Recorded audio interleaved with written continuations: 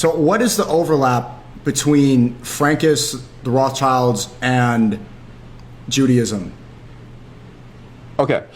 All right. So there's competing interpretations, okay? So the Rothschilds are Frankists, okay? We know that. The Rothschilds believe in the Frankists, okay? As well as the Epsteins, okay? So that's overlap. So we look at Jeffrey Epstein and the Rothschild. Why were they close? Because they're all part of the Frankist movement, okay? So there are two interpretations of Frankism. The first interpretation, which is the mainstream interpretation, is that Frankism is a heresy, okay? Because what Frankism argues is justification by sin, all right? And the idea is that this world that we live in is a fake world, right? And this fake world is run by evil people, Satan, who impose ideas that make no sense. For example, the idea of sin, right? So for example, you shouldn't eat pork and you can't work on Saturdays, it's Sabbath, right? Wait a minute here. That makes no sense whatsoever. Aren't we, as divine beings who are connected to God, aren't we able to reason for ourselves what is right and what is not right? And how do you prove your faith then? You prove your faith by rejecting the idea of sin and putting your total faith in God. And you do that by breaking taboos, right, including incest.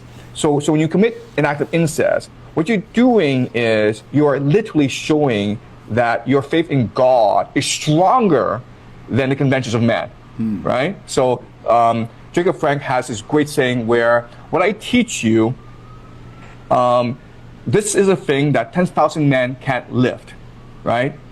This oppresses 10,000 men. But this one thing you can live with a finger, okay? It's light as a feather. It's the idea of taboo and sin, okay?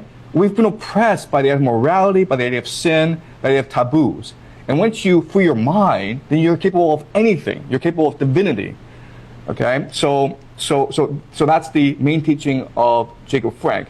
And Jacob Frank is one of the founders of the Illuminati, along with Mayer Rothschild, okay? So Rothschild is a Frankist family. The Frankists are considered a heresy of the Jewish faith. But then there's another interpretation, which is that the Frankism is just a natural extension of the Jewish faith, because the Jewish faith is one based on superiority, racial superiority, right? So like the Jews are just a inherently superior people to everyone else, the Goyim, because they are God's chosen people.